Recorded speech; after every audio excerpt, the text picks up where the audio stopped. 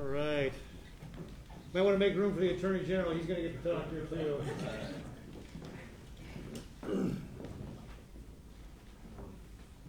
Okay, very good.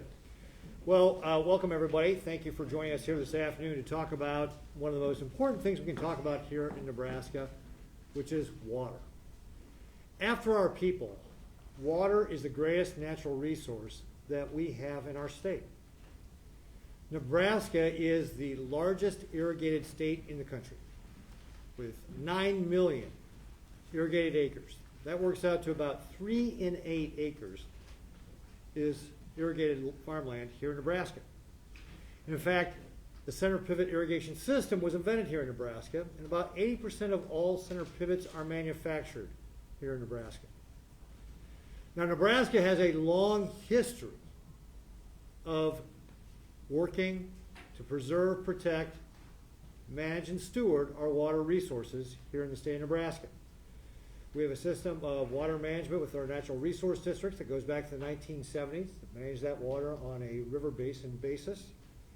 And with what we have done with regard to water management, we've been those good stewards. In fact, here in Nebraska, we sit on the Ogallala Aquifer. We're the state with the most underground water of any state in the nation. And of course, that Ogallala Aquifer lies underneath 8 states. Here in Nebraska, because of our system of water management, we have kept the Ogallala Aquifer within 1 foot of where it was in the 1950s. We're also the state with the most miles of streams of rivers of any state in the country. So water is incredibly important to us. And today we're going to talk about several projects that are going to help ensure that we have access to these water resources for generations to come. Now, the first one I'm going to talk about has to do with the water that is coming into us from Colorado on the South Platte River.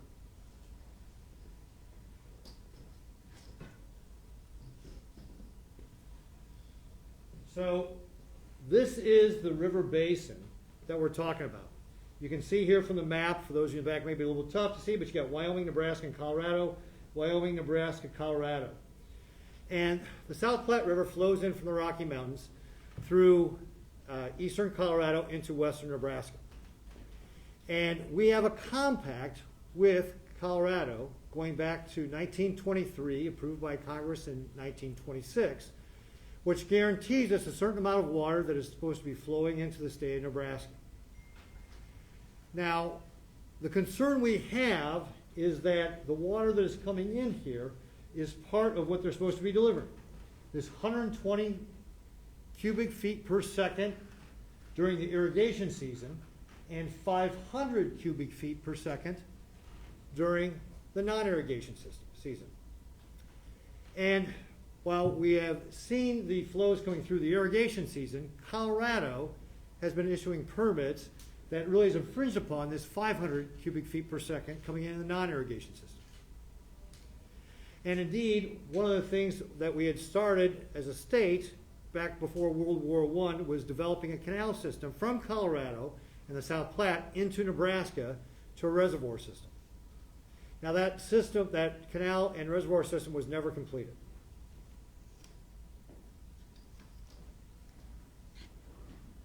And in the meantime, more recently, over the last couple of years, Colorado has announced almost 300 projects, about $10 billion in projects, of water projects on their side of the border.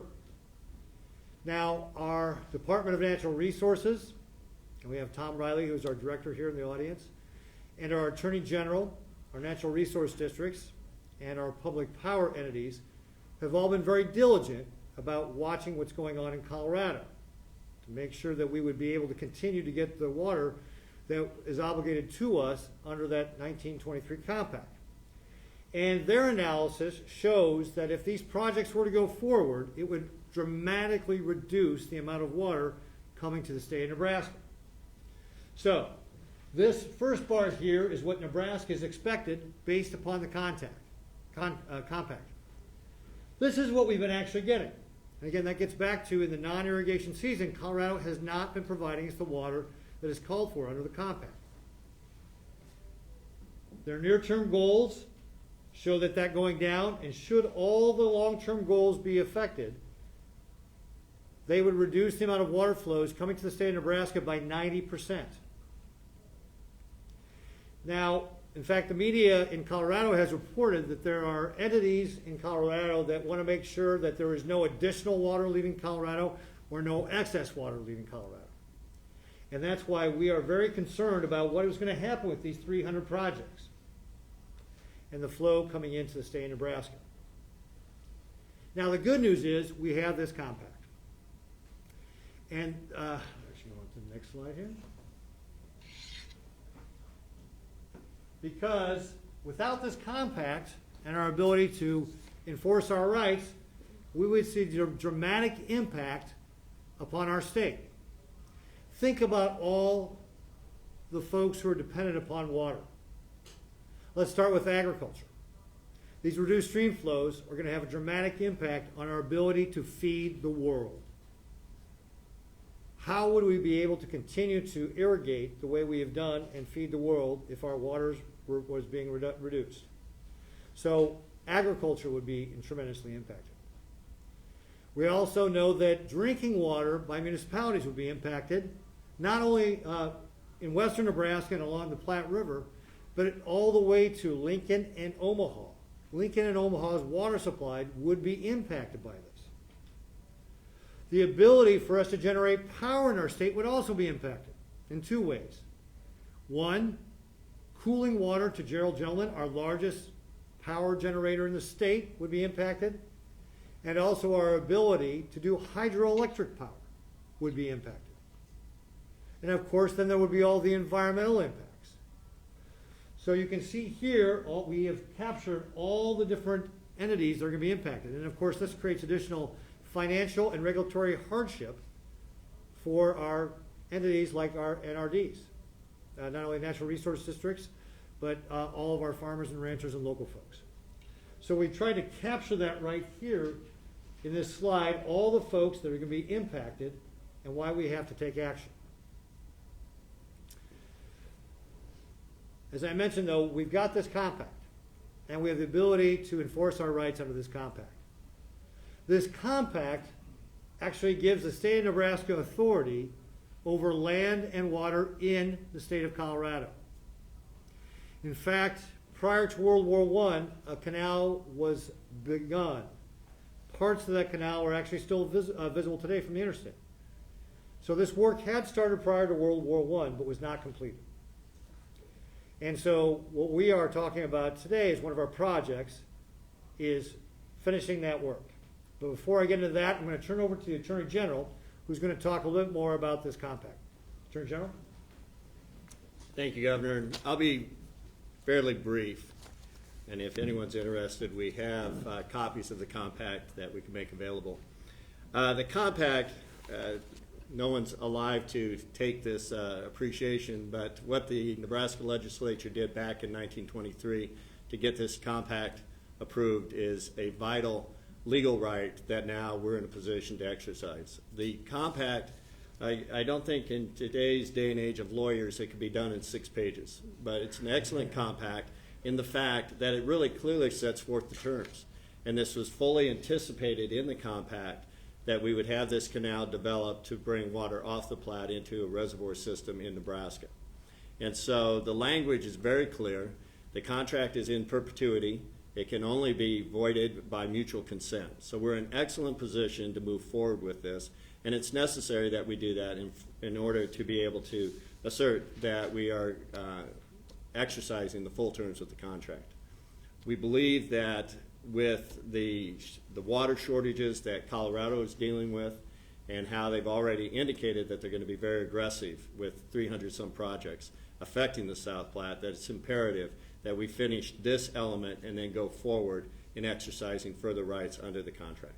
And so I'm appreciative that the state's in a position that we can do what really is something that we've needed to complete for a long time. These compacts are what ensure one of the most vital resources. Obviously, the Platte River impacts this state from the border of Colorado all the way to Omaha in so many different ways, agriculture, water supplies, and so it's critical that we be able to maintain these flows. And so with that, we're simply notifying Colorado today that we're moving forward with this process and completing the terms that we're entitled to complete pursuant to this agreement dating back to 1923. So with that, I'll turn it back to the governor. Thank you very much, Attorney General. So our announcement today is part of our overall program of investment in our natural resources here to make sure we continue to preserve, protect, manage, and be good stewards of those resources. That in my budget recommendation, and we'll have more details on this on Thursday, I'm asking for an appropriation of $500 million to start this project to be able to create a canal and reservoir system to ensure that we will have the water we need for our state for the growth of future generations. And just, I've got one more slide here to kind of show you a little bit. So what we're talking about is, this is some of the work right here around Julesburg, some of the work that had previously been started right here. And the idea was to make sure that we are going forward on this canal, creating a reservoir system here in western Nebraska to ensure that we get the water that we are entitled to under the 1923 South Platte River Compact. So that will be part of our overall initiative with regard to the investments in natural resources here in the state to ensure the growth of our state, whether it's agriculture, drinking water, power generation, environment, you name it. We need to make sure that we ensure future generations have access to this water, this most valuable of natural resources after our people. Now, with that, we have additional projects that the Speaker and the Legislature have been working on with regard to their committee. The Speaker formed his statewide tourism and recreational waters access and resource sustainability task force, otherwise known as Star Wars. So I'll challenge the Speaker to repeat that one, and then we'll just call it Star Wars from now on. But the Speaker and the Legislature have done some important work around the investments that we need to make in our state to continue, again, to be able to grow for the future. And so with that, I'm going to turn it over to the Speaker. Thank you, Governor. I've got boards there, so Here, I'm maybe gonna go on moving. this side. Yes. Got boards on this side. Well, thank you, Governor, for the opportunity to be here. This is a very important day. We're dealing and discussing one of our most important resources in our state. Truly, after people, water is one of the most important assets that we have here in Nebraska. And as we talk about managing that resource and being good stewards of that resource, the projects that the Governor talked about, but what we are going to talk about as part of our committee, I think is an important day for Nebraska. The committee that I'm here to represent or to speak on behalf of is the Star Wars Committee, which is a fun name, but it does stand for something very serious, which is the State Tourism and Recreation Water Access Resources Special Committee. That was a committee created by LB 406. It was given a very serious charge and task and mandate from the legislature, which is how do we come up with a statewide plan across the state, east to west, to really grow, manage, and steward our resources in a way to provide additional opportunities for Nebraskans for future generations, while also potentially creating additional economic opportunities for the state. As part of that, I do want to just introduce briefly and just acknowledge the members of the committee who are here as part of a unanimous recommendation for the projects that I'm going to go through here in a moment. And I'll just go Senator Wishart, Senator Clements, Senator Brandt, Senator Mike Flood, Senator McDonald, Senator Dan Hughes, and Senator Gregor. And Senator Bossman would like to be here today, but he has a conflict. Senator McAllister, behind the governor. Thanks, John. Sorry, I apologize. And really, the vision that we had is how do we make Nebraska an even better place to live, work, and raise a family, and how do we compete with some of our neighbors? And really, there were two types of opportunities that we were looking at. One category of opportunity was how do we enhance existing assets? And for those of you who have not traveled around the state of Nebraska, I encourage you to do so because Nebraska has some of the most amazing beauty of any place in the United States. And the second was how do we maybe take, as this generation of legislators, take our opportunity as those before us have done to create different water resources that we now enjoy today. If you think about Lewis and Clark Lake as an example, that was created in the 1950s, almost 70 years ago. Lake McConaughey, really the jewel of western Nebraska, was created in the 1930s. We're almost 100 years since we've really had another opportunity to make something as significant as those particular projects. And so as we go, I want to, before I go to the projects, I do want to just acknowledge the people in the process very briefly. First, we have a couple of special guests here that have joined us. As when I talk about the process, you'll realize it was a very robust process that really took advantage of a lot of stakeholder input, a lot of community input. And I just want to read these names off briefly, if I might. We have Susie Baker and Becky Sullivan, both of the Ponca tribe of Nebraska.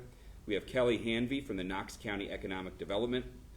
Joni Stark from the village chair of Niobrara. We also have Tim McCoy, our new director for Game and Parks, as well as Ken Shills, who's a member of the Lake McConaughey Advisory Committee, as well as the Keith County Area Development Organization. The legislature tasked us with looking at 3 particular places. One was the Keith County area around Lake McConaughey. The second was in Knox County, which is the home of Niobrara State Park, as you know, as well as Lewis and Clark Lake, as well as the Lower Platte region, and that's what we did. Our process was very robust, as I mentioned. We started immediately after signing die from the 2021 session. We brought in our partner, HDR, 2 members of which are here today, John Engel and Doug Bassan, 2 individuals who've done yeoman's work, incredible work getting us ready just for this moment. We sprinted over the last 6 months to get here to you today. We had multiple meetings on the ground. We had hearings in each of those areas. We had visioning sessions, week-long listening sessions. Truly, we had stakeholder input in each one of those communities. We've also met with other stakeholders, such as MUD, the City of Lincoln. We know our water resources are incredibly critical to the state, and even if they weren't the subject area of our particular focus, we wanted to make sure whatever we might propose to the legislature reflected our good citizenship and our efforts to have winning solutions for the entire state. With that, I will go through each of the projects, and I have boards here. The members of the committee have seen all of these, and I'll just walk through these briefly. After we go through, we will have press packets that will have all of these, what you see here. So now you can't see everything as well, perhaps, from afar. I'll try to describe it as best I can. We'll start with Keith County. Keith County, as you know, is home of Lake McConaughey, the #1 tourist destination in the state of Nebraska. Almost 2 million people come and visit Lake McConaughey every year. It is an incredible resource in western Nebraska. The vast majority of those visitors, by the way, come from other states like Colorado. Incredibly, in Lake McConaughey, which is primarily, of course, a reservoir that helps support irrigation in western Nebraska. That's its primary purpose, but it is used by those 2 million visitors for recreational purposes as well. Incredibly, in Lake McConaughey, there is actually no marina. In order to access the lake, it is a very cumbersome one-off. They have tractors that can pull boats to get access to the lake, and there is no marina at Lake McConaughey, which is pretty incredible given the size and importance. And so the first project for Keith County, and really the primary jewel that we think will catalyze a lot of economic development, is a marina project in Lake McConaughey. Now, one of the reasons it's difficult to have a marina and why there hasn't been one in the past is because of the water fluctuation that can happen at Lake McConaughey. As you may know, they can fluctuate up to 60 or 65 feet.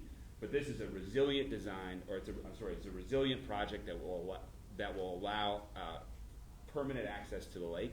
And as part of this proposal, we also have a number of additional amenities surrounding it, which will be described in the packet. In addition, there's 2 other smaller projects that I just want to flag. One of our tasks was to look at Keith McConaughey in regard to public safety. And part of the roads infrastructure around the lake is actually it does not fully optimize our opportunities for public safety. And so part of the proposal is also to add some additional turning lanes and widen some lanes and some shoulders to allow first responders to be able to access the lake. For those of you who have traveled in the high season, it can be the traffic can be pretty significant in Lake McConaughey. And last, we have a monument sort of grand entrance. One of the things we saw, at least in Lake McConaughey, and we heard from the community, was the need for more placemaking, for sort of that awe factor when you come to Lake McConaughey. And so one of the proposals as well is to create that in Keith County. This is probably the #1 thing we heard from residents in the Oglala area. So thank you. We'll turn to Knox County now. So we went to 2 different areas in Knox County. Went to Niobrara State Park, and for those of you who have not been in Niobrara State Park, I would encourage everyone to go and have your first day at Niobrara State Park and your second day at Lewis and Clark. It is some of the most gorgeous vistas in the entire state of Nebraska. We actually had at Niobrara State Park our hearing right overlooking the river, and it was awe-inspiring. It was gorgeous. It truly was like a painting. And we have two different sets of projects, one on the eastern part for the lake and then one on the Niobrara State Park. The first one, which is a smaller one, is just for a boat access facility. There was one for the river before, but it was destroyed during the 2019 flood. There's world-class hunting and fishing opportunities in northeast Nebraska, and by replacing that facility, it opens up access for those individuals, many whom come from out of state, to be able to take advantage of our hunting and fishing resources here. Secondly, at Niobrara State Park, we're looking at we're proposing a center and lodge. If you think maybe a smaller version of Lead Lodge, if you've been to Nebraska City, something that could allow Nebraskans to come and take advantage of the vistas and the beauty, and maybe in a conference setting or an event or wedding or the like, as well as a small lodge there so people can stay overnight. One of the things that we saw in the Niobrara area was the lack of hotel rooms for visitors who wanted to come either hunt, fish, or recreate. That was in the Niobrara State Park. And then the second, on the Lewis and Clark Lake, if you have spent time in Lewis and Clark, there is a small marina there. It has 114 slips. It borders the lake. Lewis and Clark borders South Dakota, has the other side of the lake. And South Dakota is out-competing Nebraska when it comes to marina and amenities. Our marina it's a very good facility, but is limited to 114 slips, or 121 slips, I'm sorry. The testimony that we heard from those in the area was that the wait list was incredibly long. It took years to be able to even move up the wait list so much so that people would just drop off because they might wait 10 years and never have the opportunity to access the lake. What we are proposing is a significant expansion to the marina and the amenities around the marina to over 600 slips, so almost a 5 times increase over what we currently have now, which we think will allow our state to compete even more with South Dakota. That region, including the South Dakota side, gets about 2 million visitors a year. And there are maybe 300,000 to 400,000 who come just to the Nebraska side. So we think that's an opportunity as well. And again, all of these were ones that we heard. These were probably the number one things we heard from community stakeholders. One of our charges as we turn to the lower Platte was flood control. And as the 2019 floods remind us, that's a significant issue all around the state, and it certainly is on the lower Platte. There's 2 flood control projects, and here I need to underline the work of Senator Bosselman, who represents District 23 in this area in Saunders County. We went on a tour with the local NRD and got a view of the damage that was sustained in these areas and talked through the projects that they could undertake. One of them that we're proposing is a levee build up near Schuyler. So there was actually a jetty there during the flood. This got overrun and it threatened the town of Schuyler. So the first thing we're proposing is additional flood control there. And here this is the Wahoo Creek watershed, and we're proposing a series of upstream dams that will help control flows in those kind of flood conditions and help protect the towns of Wahoo, Ithaca, Memphis, and Ashland as well.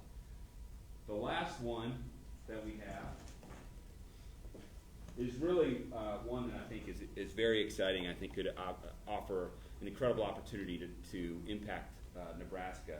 And this is what you see here in front of you is a proposed reservoir between Lincoln and Omaha. Now, to give you a little bit of context, for those of you in the front row you probably can see, but in the back you can't, this says proposed 4,000 acre lake. So to give you some context, as we think about competing with other states, Lake Okoboji, who probably many of you you've gone to that lake, I certainly have when I was growing up in Nebraska, is approximately 3,600 acres, surface acres in size. This is what we have envisioned here is approximately 4,000 acres in size. Now, when we took on this challenge and the mandate from the legislature, I want to emphasize this was very important.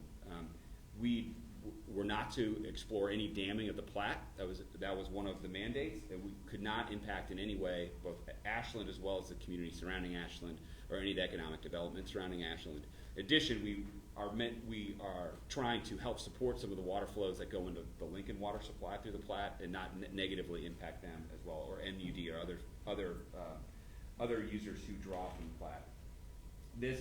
We believe that there is an opportunity to build a reservoir of this size that will do all those things, that will add economic opportunity for our state, help us control more of our own water, sustain more of our own water, while not in any way impacting Ashland and the surrounding communities. And in fact, we think will ultimately only improve the economic opportunity in those areas. The last thing I would say, these are the projects. We did an economic analysis of these projects.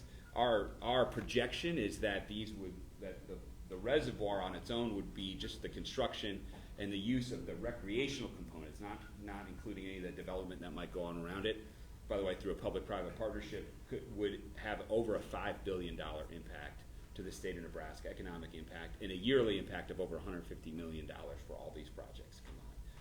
So as part of this, the Star Wars Committee has met. We've worked on this for the last 6 months, and we unanimously have will be asking for a $200 million appropriation for the state of Nebraska as part of this particular project. With that, Governor, that's all I have to say. I'll give it back to you. Very good. Thank you very much, Mr. Speaker. Appreciate the work of you and your committee, and thank you all very much, committee members, for being here this afternoon. Appreciate that as well, and Attorney General Peterson, thank you very much for your work. Again, as we talked about, after our people, water is the most important natural resource we have here in our state. We need to make investments in our natural resources to make sure that we preserve, protect, manage, and be good stewards of this natural resource. And what you see here today with these projects will help ensure that future generations of Nebraskans will enjoy the good life here in the state of Nebraska. So with that, I'll go ahead and open it up to questions and answers. I know, again, we got Tom Riley, who's the Director of the Department of Natural Resources here in the front row, that can answer some more specific questions with regard to the Perkins County Canal Project, as well as Attorney General Peterson, and then anything for the Star Wars we'll direct to the speaker. Grant. On the Perkins County Canal Project, if Colorado violates the compact or starts to violate the compact, why wouldn't the state just sue to force them to do something? So the question was, if Colorado is not providing us the 500 cubic square feet of per second of water under the compact, why wouldn't we just sue them to provide that? And actually, I'm going to let the Attorney General talk about that, because he is the person that handles these lawsuits for the state. Grant, the contract is real specific and somewhat unique in the fact that it grants easement authority, eminent domain authority to the state of Nebraska. So In the state of Colorado. Eminent domain in the state of Colorado. So the 24 miles, approximately 24 mile stretch that you're talking about, the compact anticipated that and gives us the contractual right approved by the state of Colorado to go through and get eminent domain authority in order to get the property necessary to build out the canal. But I think his question was, why wouldn't, if they're not delivering the 500 cubic square feet per second, why wouldn't we just sue them to say, hey, you got to deliver that? The anticipated language within the contract is a stronger argument, much stronger argument, when the reservoirs are developed. And so I think that's one of the key components, and thank you for clarifying that. It's one of the key components of this, because frankly right now, and Tom can verify this, but for the most part, during the growing seasons from April up to September, they are supplying the 120 cubic square feet. It's the 500. In fact, when they're issuing permits to anyone who's trying to get any type of water project along the Platte in Colorado, they recognize this provision in those in the licenses that are granted, and they recognize that to anyone who's building a project, they need to understand that there is this provision in the 1923 compact. So they're aware, and we need that water to build up during the off-growing seasons to build up and maintain enough water in the reservoir system. So again, I think another way to say that is, one of the things that is predicated on getting the 500 cubic feet per second is having the canal and reservoir system. Is that Correct. fair? Correct. How many reservoirs would be built, where would they be built, Thomas? Is all this money gonna pay for those reservoirs, and how would this water ultimately be used? I might defer to Tom because I don't think an exact number has been determined as to the number of reservoirs, but Tom, I defer to you on that.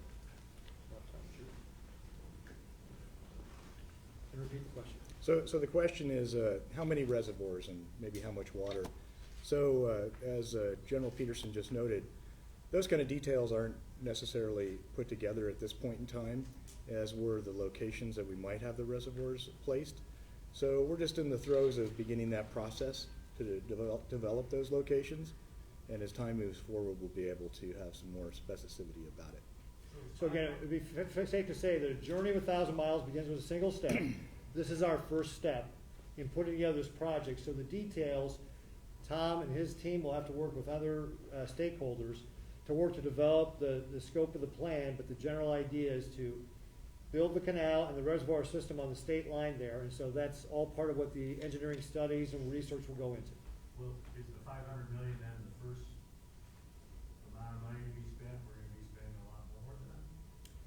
So I would say that as we initially scoped this project, that $500 million is our outlay for it. However, as you all know, when it comes to construction projects, as you get into it, you may discover that there are things you didn't anticipate or things that don't cost as much money as you thought. So this is something that, again, is going to develop over the course of a number of years, and that $500 million will get us started on it. It may be enough to finish it, it may not be, we just don't know at this point. Do you anticipate that Colorado will file a lawsuit over this, given their water needs?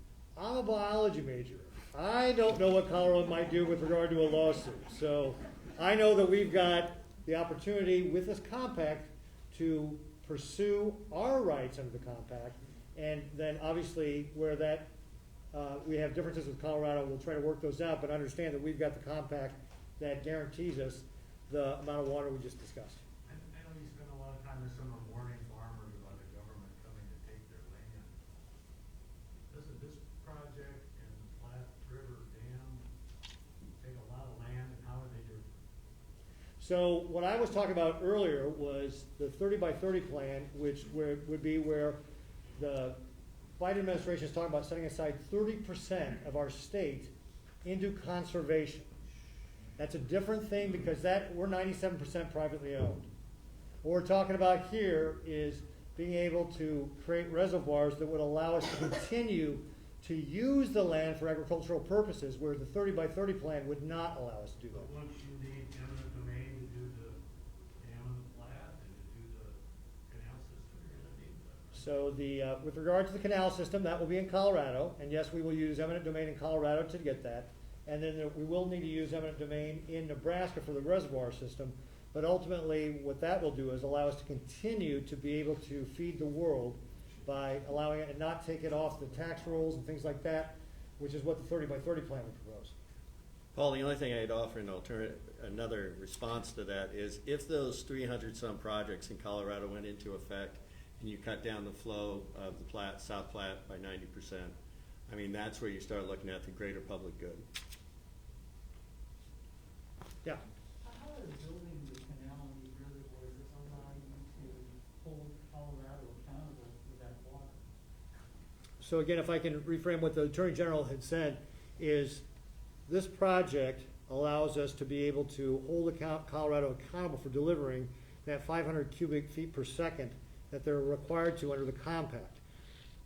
By having the canal and reservoir system in place, which is what the compact anticipated, we will have a much stronger case to Colorado to say, hey, you need to deliver these waters. We don't have the system right now to monitor how much is flowing. Yep. Well, I was gonna say, so again, it gets back to what the compact anticipated was building the canal and the reservoir system as part of the delivery of the 500 cubic feet per second. So it goes together. Go ahead. Yeah, I was just going to say the problem, Andrew, is that with the 120 during growing season, that has not been a significant issue, as I understand it, Tom. That's correct. And we're constantly measuring. What they're saying is when they grant permits to projects in Colorado along the river, because the reservoir is not built, they seem to act as if that is not as important to comply with. And the argument would be, well, you suffer no harm because the intended reservoir system was never developed. It needs to be developed, particularly in light of what they anticipate doing. So really, from a legal standpoint, I would say they fired the first shot. And when they started indicating that they were going to be taking this amount of water out of that river, it became critical that we develop the reservoir system so that we get the 500 gallons during the off-season to develop the water supply within that reservoir. Have there been any conversations since they fired the first shot, talking to their governor or any officials in Colorado about them not doing that? I've spoken with the Attorney General, and Yeah, so I've spoken with Governor Polis. The AG has spoken with the Attorney General with regard to this project, and Director Riley here will reach out to the Colorado officials to talk about the details of the plan as we move forward. What did they say when you talked to them? they replied, Yeah. Yes, I would say that applied. Good. in short. Who's this third state, and have you talked to that third state about whether they get the amount of water? But they're also. So, actually, Andrew, while the South Platte River Basin includes Wyoming, they're not part of the compact, so I don't think, you shouldn't get confused with Wyoming being a part of this. I believe the compact says Nebraska is entitled to 500 cubic feet per second after Colorado gets 35,000 acre feet. Are they getting that? So, thanks for that question, Fred. So repeat the question. The question is, after our 500 CFS, which really we're not entitled to until we build the canal, just to be clear about the specificity in the compact on that, there is a provision that allows Colorado to have 35,000 acre feet of storage available to them. And it remains to be seen if they've already done that with some of their existing projects. So that's something that we'll be talking with the state engineer and those in Colorado about. Don, you have a question? Governor, do you support the Star Wars projects? So with regard to, we're presenting all these at the same time because we're all on the board about investing in our water infrastructure here in the state. And I would say for the details with regard to my budget, stay tuned for Thursday. Yeah. How long is the canal? It's approximately 24 miles. 24 miles? Yeah, it's about, in Colorado would be 24 miles or so.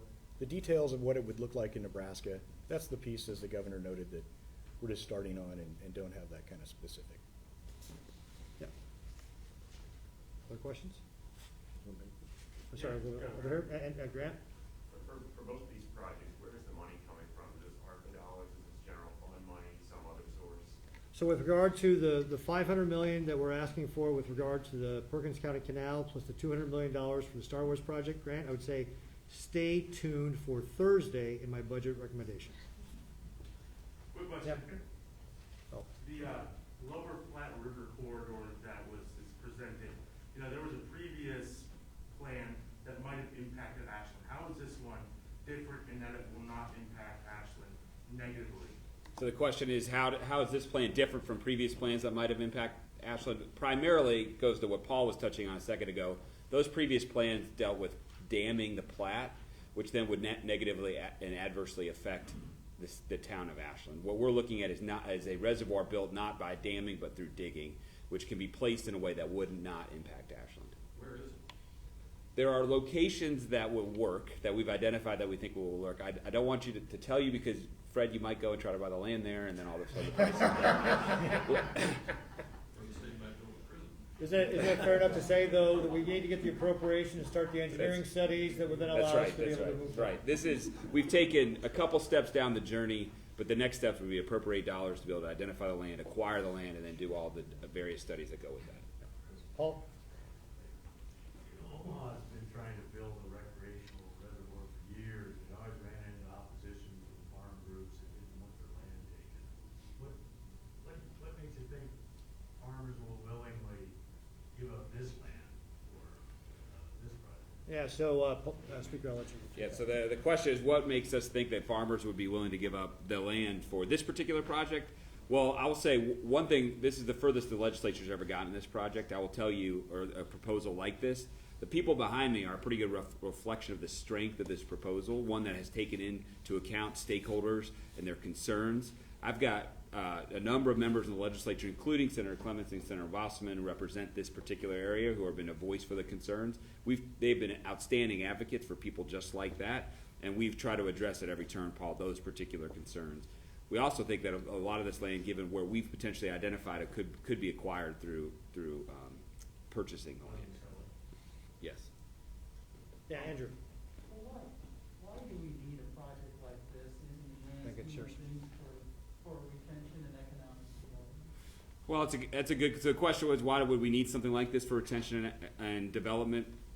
I think the answer. Well, first, I think it's managing and being good stewards of our water by preserving this through a reservoir. I think that's really important and not to get lost as part of this. Well, we know, we think about the existing water projects that we have in the state of Nebraska, and what would a world look like without a Lake McConaughey or without a Lewis and Clark.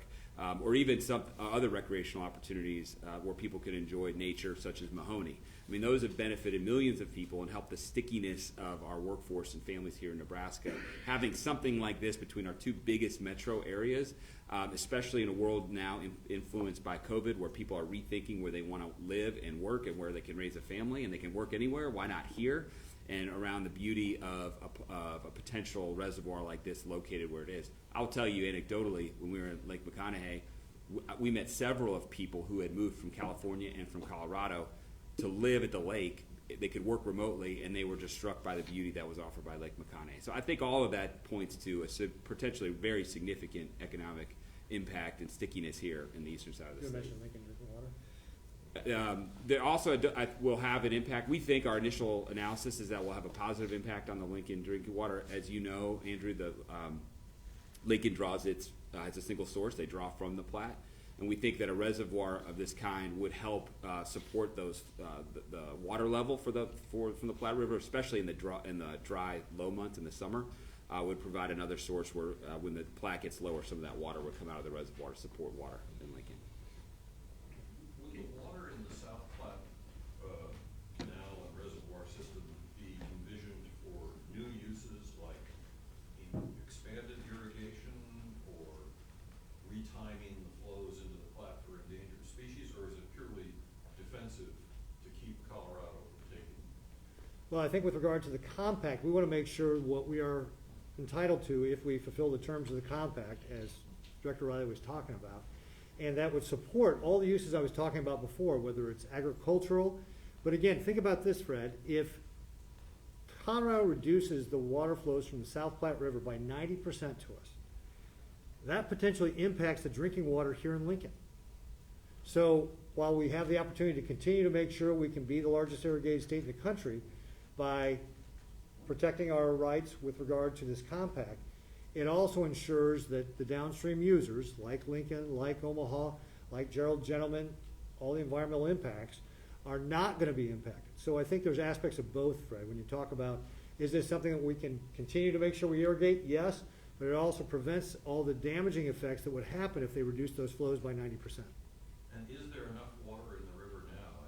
In recent years, the average has been more like 250 cubic feet per second rather than 500. So can you even get what the compact is entitled to? So with regard to, Fred's question is, is there enough water there? And certainly the water varies, by time of year and by year to year. One of the things we want to make sure is that we are getting what we are entitled to under the compact, but also just broadly speaking, when we're talking about all these projects put together. And Tom, you can check me on my numbers here, but roughly about 2 million acre feet of water come into our state in a given year, and about 8 million acres leave. We need to make sure that we are obligating that water here in the state of Nebraska before somebody else obligates it for us. And that is also part of the reason, again, for this Perkin County Canal, to make sure we are getting the obligation for the state of Nebraska before somebody takes that obligation away from us. Maybe this is a question for Tom, but at least one of those Colorado projects, a big one that Denver is proposing right now, they say there's no consumptive use. It's just taking the water out and letting it filter back in. Are you saying that the others are consumptive use? So because we haven't initiated the construction of this canal in the winter months. Maybe repeat the question again. And so the question that Mr. Knapp asked is, Colorado's projects suggest that there's no consumption of the water, that it all comes back in. But it's really about timing of the water, and that the water that they do offset with a depletion from a summer month, they use and offset that during the winter month. And the winter months are exactly when we would be taking this water out of this canal system. And to your question about 250 CFS has been a trend as of late. Well, most of that water is being used to offset those uses. So it's a process of Colorado and their water court system that allows them to do that. But without the canal, we really don't have a stake to throw into the ground to allow us to use our portion.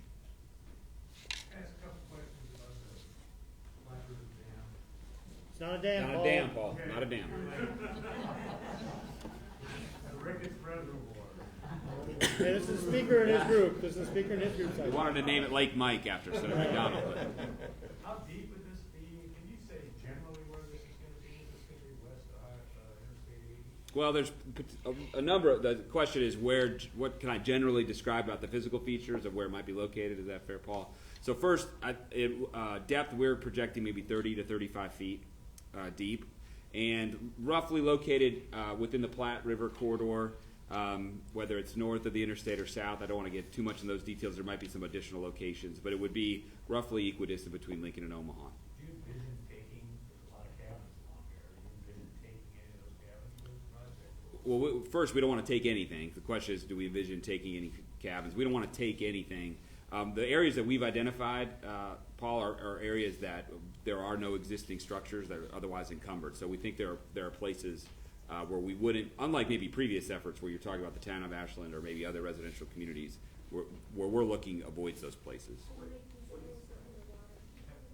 sort of timeline? Why don't you mention that too? Yeah, so so some of the areas we're looking at were completely underwater in the floodway as part of the 2019 flood. And how long is it? How many miles? Well, you know what? I'll have to get that fall. I don't have that. I have the 4,000 acres. We want to be bigger than Okoboji. I don't have the length. I can get that for you, Paul. What sort of process timeline do you have? Let's say the legislature approves it this year, moves forward. When is this lake gonna come into creation? Well, there are multiple stages to be able to do something like this. You have to appropriate dollars. You have to do design permitting. Just the design and permitting could take a couple of years. You know, my experience in the legislature, my approach is always to do things more quickly, and that's part of the reason we're doing the South Beltway now in just a couple years versus 9 or 10. So we'll look for any way to shorten that. It'll depend on partly on overall funding, and that will be one of the big pieces to be able to get this fully completed. We'll look as part of this grant as to whether we can phase some of this and get it going earlier than later, as soon as we can. But I don't think anyone should expect it'll open up tomorrow. And I take it this would be dredged, That's right. sand pit. Question is whether it would be dredged. Yes, you would dredge it as opposed to damming it, Paul. No damming. How long would that take? Any idea? The question is how long might it take to dredge a 3,500 to 4,000 acre lake? It depends on crew availability. We've had some conversations with some experts who actually do just that. And if you were, we've heard estimates, if as little as a year and a half if they were working overtime, or up to maybe a little longer. Has this been done anywhere else on another river? There certainly are, whether there have been lakes that have been dredged this size, yes. Well, it wouldn't be on the river. Where we're looking at near the river, but not on the river. But we've talked to the experts who actually do this, Paul, and all the indications are this is something that has been done and can be done. Of the 200 million, how much is this? How much is Knox County? How much is Right now, so there are a lot of different potential funding sources. We're talking with a number of different partners who could, all of the project costs, Fred, would be more than $200 million. It would cost more, for instance, to build a 4,000 acre lake to do that. Right now, as we're looking, so the exact mix might shift depending on how much private investment we can attract to something like this, as an example, or how much some of our other partners like Game and Parks or others that we're talking to could contribute. Right now, as we envision the 200 million, more than half would be outside of the Lincoln and Omaha area. Question over here? Question about money. Is this going to be paid through state budget, or is some of this funding going to come through the federal infrastructure bill or American Rescue Plan dollars? So with regard to the budget and the dollars for both the Perkins County as well as the Star Wars project, I'd say stay tuned till Thursday when I release my budget. Yeah, Andrew. Just to be sure, these are this 500 million and the 200 million are separate, right? The $500 million and the $200 million are separate. They're two different projects. That's correct.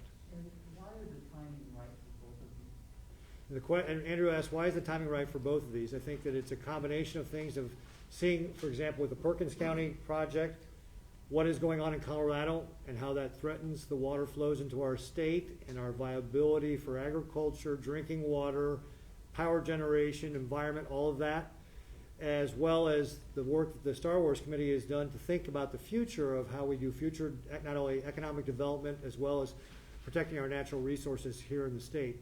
And the fact of the matter is that the state has the financial wherewithal right now, if you look at, for example, where the cash reserve is. So I think it's a combination of factors that makes not only this important to do, but also the fact that we are able to do it.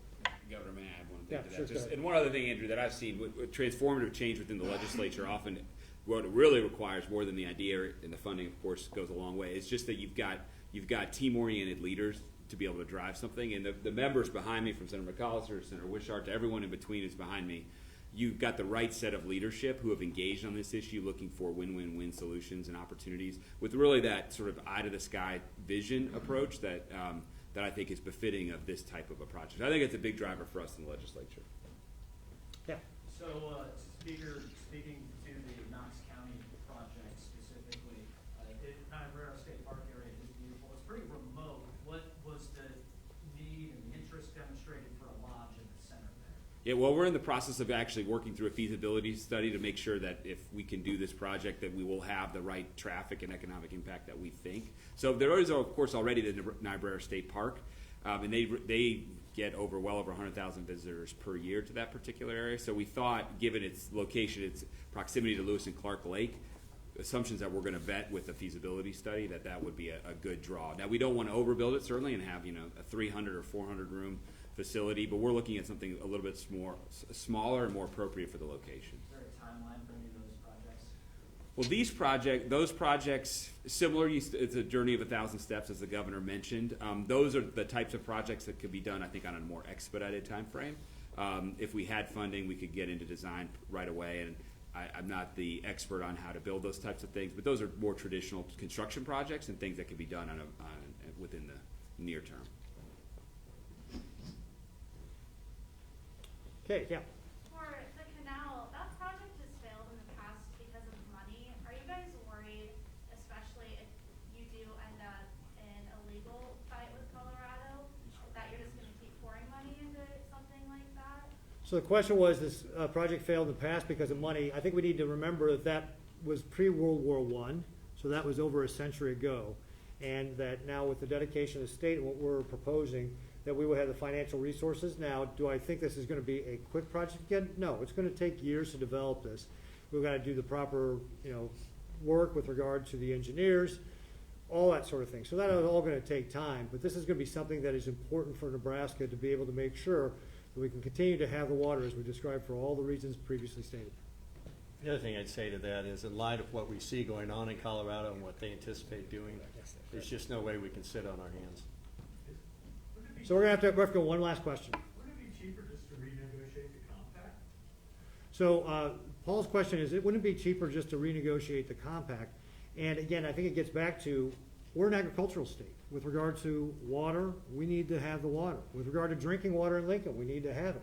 We have a compact that guarantees that if we do things like build this canal and develop this reservoir system.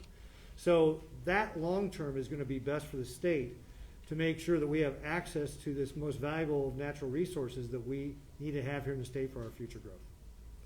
Well, again, folks, thanks very much. Appreciate everybody coming by this afternoon. I want to thank again the members of the Star Wars Committee for being here today. Thank the Speaker, thank the Attorney General, and I would say everybody again, stay tuned for the State of the State on Thursday. We'll be talking more about the specifics with regard to the appropriate